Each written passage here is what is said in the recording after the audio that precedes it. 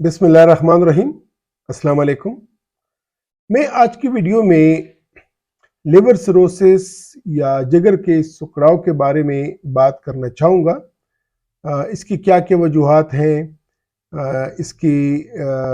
बड़ी बड़ी पेचीदगियाँ क्या हो सकती हैं और इसका इलाज कैसे करना चाहिए, और अगर किसी को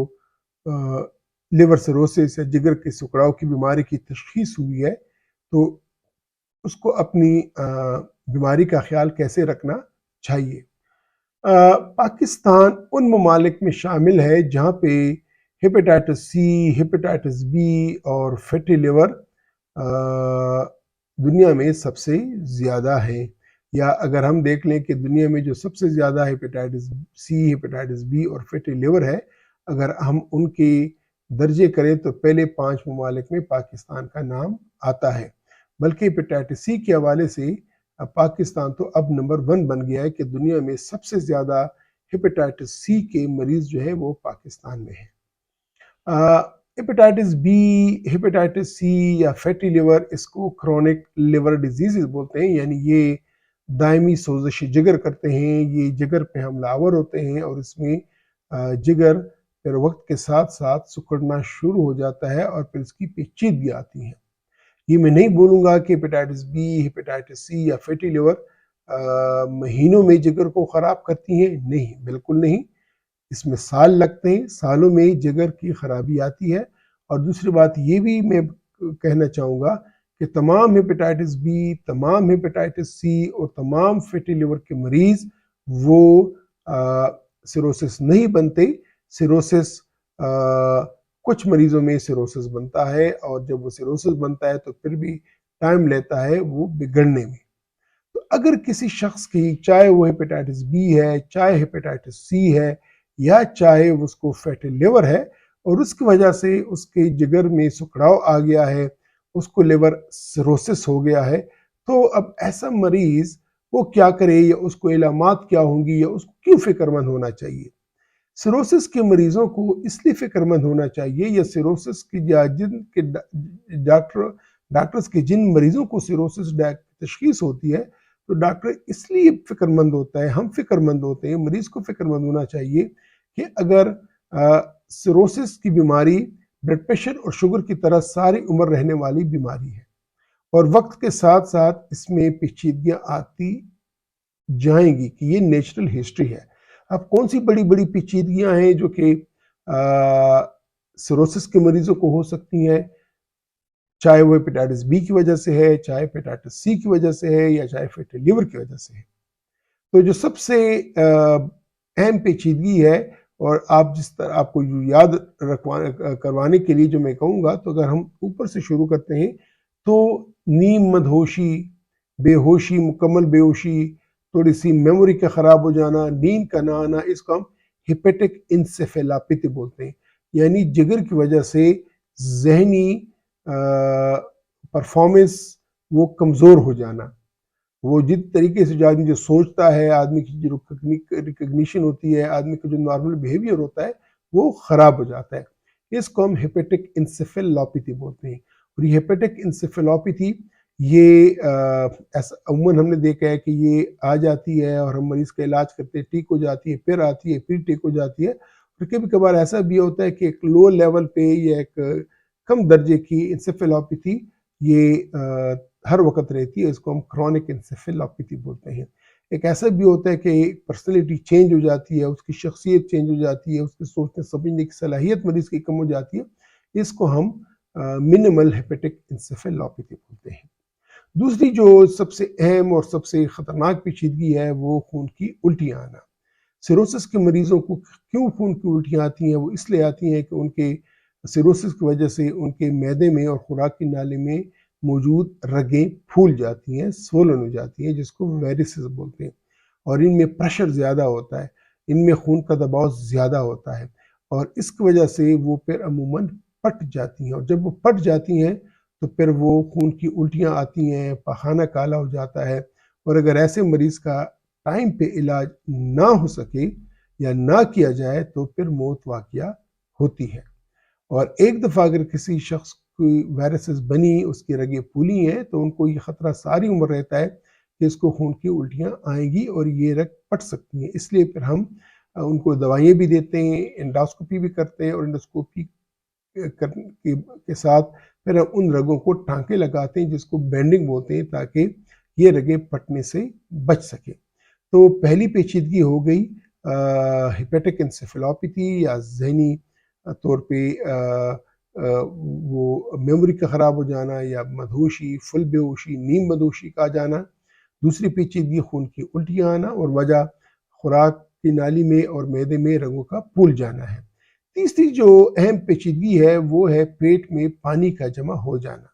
سیروسس کے مریضوں کے پیٹ میں پانی جمع ہوتا ہے، اور یہ بڑی کامن بیماری ہے۔ عموماً مریض سمجھتا ہے کہ مجھے گیس ہے، اور ہمارے پاس مریض آ جاتے ہیں کہ جی ہمیں تو گیس تھا، لیکن جب ہم دیکھ لیتے ہیں تو اس کے پیٹ میں پانی جمع ہو چکا ہوتا ہے، اس کو پتہ نہیں ہوتا کہ مجھے سیروسس ہے یا سیروسس رہا ہے۔ تو پیٹ میں پانی کا جمع ہو جانا، پھر اس کی پیچیدگیاں،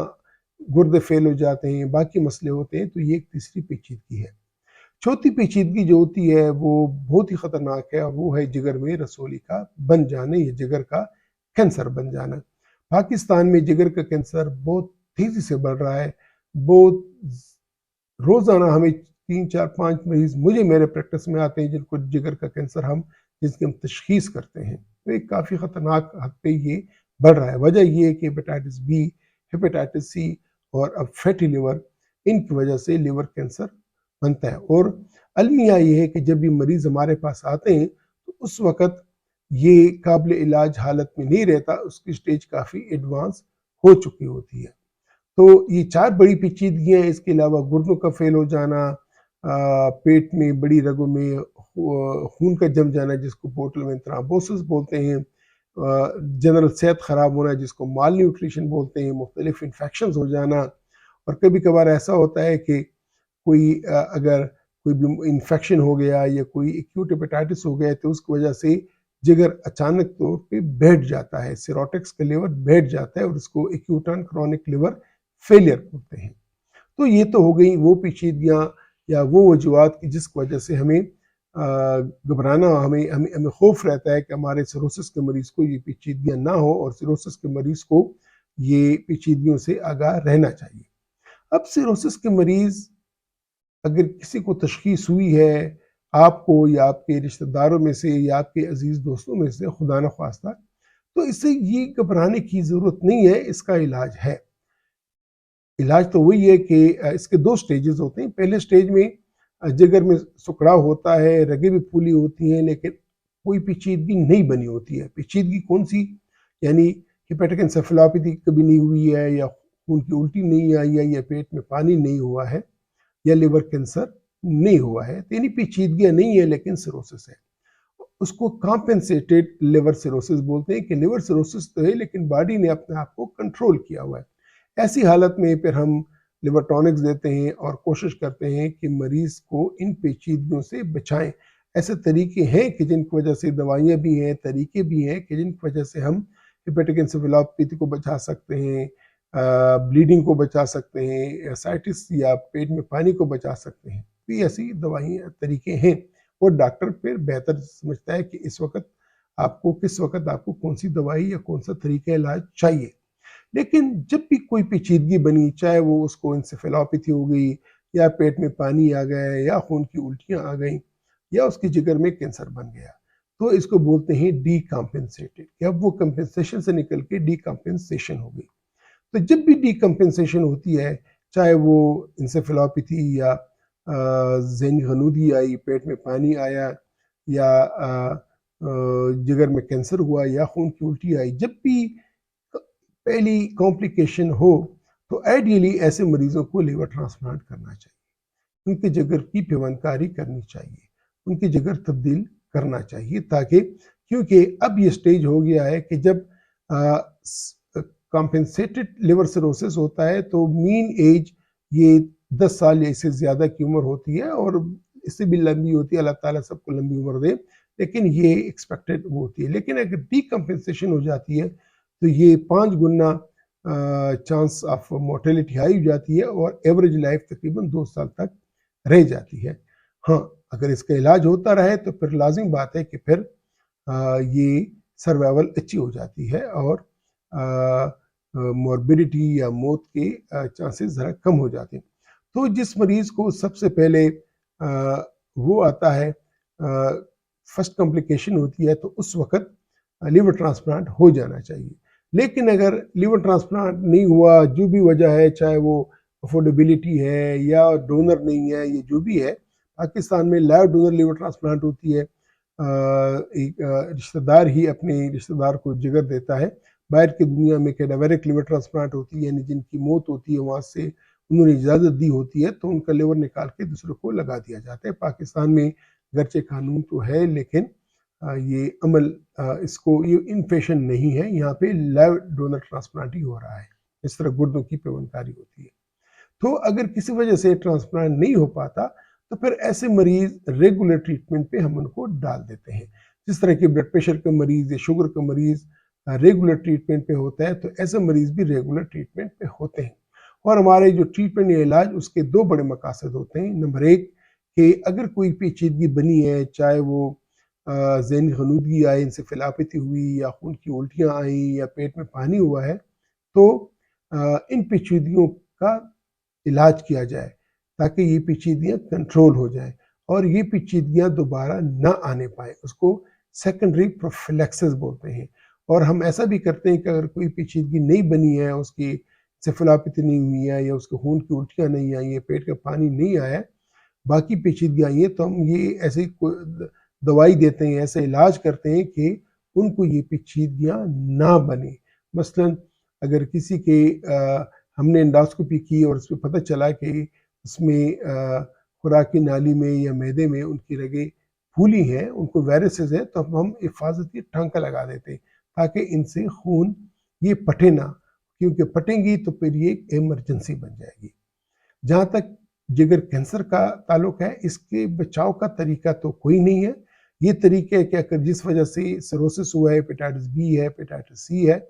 یا پھر فیٹی لیور ہے، تو اس کو کنٹرول کریں تو اس کے چانسز کم ہو جاتے ہیں لیکن ختم نہیں ہوتے۔ تو تمام سیروسس کے مریضوں پہ لازمی ہوتا ہے کہ ان کا 3 سے 6 مہینے میں ایک الٹرا ساؤنڈ اور ایک خون کا ٹیسٹ الفا فیٹوپروٹین یہ ہم کرتے رہیں تاکہ پتہ چلے کہ خدا نخواستہ ان کی جگر میں کوئی رسولی تو نہیں بنی، کیونکہ جب بھی رسولی نظر آتی ہے، جب بھی کوئی گلٹی نظر آتی ہے، تو اگر یہ ارلی سٹیجز یا شروع کے سٹیجز میں ہو تو یہ مکمل طور پر کمپلیٹ طور پر یہ قابل علاج ہے اور اس کا مقام خاتمہ ہو جاتا ہے۔ لیکن اگر یہ لیٹ سٹیجز پہ یا ایڈوانس سٹیجز پہ اس کی تشخیص ہو جائے تو پھر اس کا علاج ممکن نہیں ہوتا۔ تو کیوں یہ لیٹ سٹیج پہ ظاہر ہو جاتا ہے، ارلی سٹیج پہ کیوں مس ہو جاتا ہے؟ اس کی وجہ یہ ہے کہ سیروسس کے مریض کا اگر ریگولرلی باقاعدگی سے ہر 3 سے 6 مہینے بعد جو آپ کو ڈاکٹر بتائے گا، اگر اس کا الٹرا ساؤنڈ اور یہ باقی ٹیسٹ اور معائنہ ہوتا رہے، تو اگر خدا نخواستہ اس میں گلٹی بنتی ہے تو ٹائم پہ پتہ چل جاتا ہے۔ لیکن اگر وہ باقاعدگی کے ساتھ اپنا فالو اپ نہ کرے، اس کے الٹرا ساؤنڈ نہ ہوئے ہوں، اس کے باقی ٹیسٹ جس میں الفا فیٹوپروٹین کا ٹیسٹ ہے وہ نہ ہوئے ہوں، اور ہوا تھا پھر 1 سال بعد ہوا، یا 2 سال تک نہیں ہوا، یا 1 سال یا 1.5 سال تک نہیں ہوا، تو ایسے میں چانس ہوتا ہے کہ اس کی کوئی گلٹی بنی ہو اور وہ گلٹی آہستہ آہستہ بڑھنی شروع ہو گئی ہو، اور جب ہم اس کا الٹرا ساؤنڈ کرتے ہیں یا جب اس کا الٹرا ساؤنڈ ہوتا ہے تو اس وقت وہ گلٹی کافی بڑی ہو چکی ہوتی ہے۔ تو لیور سیروسس کے مریضوں پہ یہ لازمی ہے کہ وہ باقاعدگی کے ساتھ اپنے ڈاکٹر سے رابطے میں رہیں تاکہ وہ ہر 3 سے 6 مہینے بعد ان کا الٹرا ساؤنڈ اور الفا فیٹوپروٹین کرتے رہیں، اور ڈیپینڈ کرتا ہے اس کی کیا سیوریٹی ہے، اس کی انڈوسکوپی ہوتی رہے تاکہ اگر کہیں پہ رگیں پٹی ہیں یا پٹنے کے نزدیک ہے تو ان پہ ٹانکہ لگا دیا جائے، اور اگر خدا نخواستہ اس کے جگر میں کوئی رسولی آئی ہے تو اس کی رسولی کا علاج کیا جائے۔ اب جو بہت امپورٹنٹ بات ہے، جو ہمارے مریض اس کے بڑے شوقین ہوتے ہیں، کہ سیروسس کے مریضوں پہ پرہیز کیا ہے۔ سیروسس کے مریضوں پہ کوئی پرہیز نہیں ہے، میں پھر بولتا ہوں کوئی پرہیز نہیں ہے، ہس قسم پرہیز نشتہ۔ ہاں اگر اس کے پیٹ پہ پانی ہے تو پھر ہم بولتے ہیں کہ ایکسٹرا سالٹ کا استعمال نہ کرے، زیادہ نمک کا استعمال نہ کرے۔ سیروسس کے مریض گوشت کھا سکتے ہیں، چاہے وہ بڑا گوشت ہے، چاہے وہ چھوٹا گوشت ہے، چاہے وہ مچھلی کا گوشت ہے، چاہے وہ چکن کا گوشت ہے، ہر قسم کا گوشت کھا سکتے ہیں اور باقاعدگی سے کھا سکتے ہیں، ان کو کھانا چاہیے، ورنہ ان کو نیوٹریشن خراب ہو جاتی ہے، ان کے پیٹ میں پانی آ جاتا ہے اور خدا نخواستہ ان کو خون کی الٹیاں آ جاتی ہیں اور خدا نخواستہ ان کی جگر میں کینسر ہو جاتا ہے اور خدا نخواستہ جب ان کا مسل ماس کم ہو جاتا ہے ان کو بے ہوشی کے دور پڑتے ہیں۔ ہم نے دیکھا ہے کہ جو سیروسس کے مریض گوشت سے پرہیز کرتے ہیں، بڑے گوشت یا چھوٹے گوشت سے، ان کو ہم نے دیکھا ہے کہ ان میں انسیفالوپیتھی زیادہ ہوتی ہے، ان میں بلیڈنگ کے چانسز زیادہ ہوتے ہیں، اس میں پیٹ کے پانی کے چانسز زیادہ ہو جاتے ہیں، تو یہ تمام چیزیں ہوتی ہیں۔ نمبر 2، چاول، ترکاری، روٹی کوئی پرہیز نہیں ہے، فروٹ کا استعمال زیادہ کریں، ویجیٹیبل سیلیڈ کا استعمال زیادہ کریں، دودھ کا استعمال زیادہ کریں، جتنی ان کی باڈی ان کو الاؤ کرتی ہے ایکٹیویٹی کریں، واک کریں، چہل قدمی کریں، نارمل سوشل لائف گزاریں، یہ بہت امپورٹنٹ ہے۔ اگر ہیپیٹائٹس سی کی وجہ سے سیروسس ہے یا فیٹی لیور کی وجہ سے سیروسس ہے، ان پہ لازمی ہے کہ ان کو ہیپیٹائٹس بی کی ویکسینیشن لگا دی جائے۔ اس کے ساتھ ساتھ ہم ان کو ہیپیٹائٹس ای کی بھی آج کل ویکسینیشن لگاتے ہیں، ان کو سردیوں کے زمانے میں فلو کے ویکسین بھی ہم لگاتے ہیں، اور ایسے مریضوں کو کورونا کا بھی ویکسین لگا دینا چاہیے، کیونکہ اگر یہ انفیکشن ہو جاتی ہیں تو ان انفیکشن سے خدا نخواستہ ان کو ایکیوٹ اینڈ کرونک لیور ہوتا ہے۔ تو اگر میں سمرائز کروں تو ہیپیٹائٹس بی، ہیپیٹائٹس سی اور فیٹی لیور سے جگر کا سکڑاؤ بن سکتا ہے، اور اگر ایک دفعہ جگر کا سکڑاؤ بنا تو کافی ٹائم تک تو یہ کمپنسیٹڈ سٹیج میں ہوتا ہے، لیکن جو عام پیچیدگی ہم نے دیکھی ہے اس میں ہیپیٹک انسیفالوپیتھی یا مدہوشی یا ذہنی مدہوشی بے ہوشی کے دورے آنا، خون کی الٹیاں آنا، پیٹ میں پانی جمع ہو جانا، جگر میں کینسر کا بن جانا، جسمانی کمزوری، مختلف قسم کے انفیکشنز، یہ تمام مسئلے ان سیروسس کے مریضوں کو ہوتے ہیں۔ الحمدللہ آج کل کے ماڈرن میڈیسن میں ان پیچیدگیوں سے بچاؤ کے علاج بھی موجود ہے، ان کے طریقہ کار بھی موجود ہیں، اور اگر ضرورت ہو اور کوئی کمپلیکیشن آئے تو لیور ٹرانسپلانٹ کی اب پاکستان میں الحمدللہ فیسلٹی موجود ہے۔ لیکن کی ٹو سکسیس، کامیابی کی کنجی یہ ہے کہ سیروسس کا مریض اگر اس کو تشخیص ہوئی ہے، وہ ایک تو یہ کہ باقاعدگی اس کے ساتھ اپنے ڈاکٹر سے رابطے میں رہیں، تاکہ باقاعدگی کے ساتھ اس کا سیروسس کا جو سٹیجنگ ہے وہ ڈاکٹر کرتا رہے، باقاعدگی کے ساتھ وہ اس کے لیے الٹرا ساؤنڈ اور اس کے لیے باقی خون کے ٹیسٹ کرتا رہے کہ خدا نخواستہ کوئی پیچیدگی تو نہیں بننے والی، خاص طور پہ جگر میں کوئی کینسر یا رسولی تو نہیں بننے والی۔ اور اگر ڈاکٹر آپ سے سجیسٹ کرتا ہے کہ آپ کو انڈوسکوپی چاہیے اور اس میں بینڈنگ چاہیے تو آپ لازماً کروائیں، کیونکہ اگر ان خون کی الٹیاں لگ جائیں تو پھر یہ ایک ایمرجنسی ہوتی ہے، اور سیروسس کے مریضوں کی اموات کی سب سے بڑی وجہ یہ خون کی الٹیاں آنی ہوتی ہیں۔ اور دوسری سب سے بڑی بات کہ اپنے خوراک کا خاص خیال رکھیں، ہیلدی ڈائٹ رکھیں، پروٹین کھائیں، بڑے گوشت پہ کوئی پابندی نہیں، چھوٹے گوشت پہ کوئی پابندی نہیں، چکن پہ کوئی پابندی نہیں، مچھلی پہ کوئی پابندی نہیں، فروٹ کھائیں، ویجیٹیبلز کھائیں، ہیلدی رہیں، جو جتنا باڈی آپ کو الاؤ کرتی ہے فزیکل ایکٹیویٹی کریں، اپنے آپ کو سوشل رکھیں، بیماری پہ زیادہ نہ سوچیں، اپنے سائیکولوجیکلی امپروو کریں، اور اگر آپ کے پاس ٹائم ہے تو لازماً اس کو پازیٹیو کاموں میں لگائیں اور پازیٹیو ایکٹیویٹی کریں۔ امید ہے کہ میرے اس لیکچر سے خدا نخواستہ اگر آپ کو یا آپ کے عزیز رشتہ داروں میں سے کسی کو یا احباب میں سے کسی کو سیروسس کی بیماری تشخیص ہوئی ہے تو آپ کو کافی معلومات آ چکی ہوں گی۔ اس پہ موجود میرے یوٹیوب چینل پہ فل پلے لسٹ ہے، فل ویڈیوز ہیں، تصویروں کے ساتھ میں نے ایکسپلین کیا ہے، تو اگر آپ اس میں مزید دیکھنا اور سننا چاہتے ہیں تو میری یوٹیوب چینل کے لنک کو کلک کریں، تو وہ آپ کو وہاں پلے لسٹ پہ لے جائیں گے، اور وہاں پہ اردو میں بھی اور پشتو میں بھی دونوں زبانوں میں اپنے مریضوں کے لیے میں نے ویڈیوز ریکارڈ کیے ہوئے۔ میرا مقصد یہ ہے کہ عموماً سیروسس کے مریض وہ اس لیے نہیں خراب ہو جاتے کہ وہ ڈاکٹر کے ساتھ رابطے میں نہیں رہتے، وہ اس لیے خراب ہو جاتے کہ ان کو پاس لازمی یا ضروری معلومات ہوتی نہیں ہیں۔ تو یہ میرا مقصد بھی یہی ہے ان ویڈیوز کا کہ آپ کو ضروری معلومات دوں تاکہ آپ اپنے آپ کا خیال رکھ سکیں۔ اجازت لوں گا، اپنا خیال رکھیے گا، خدا حافظ۔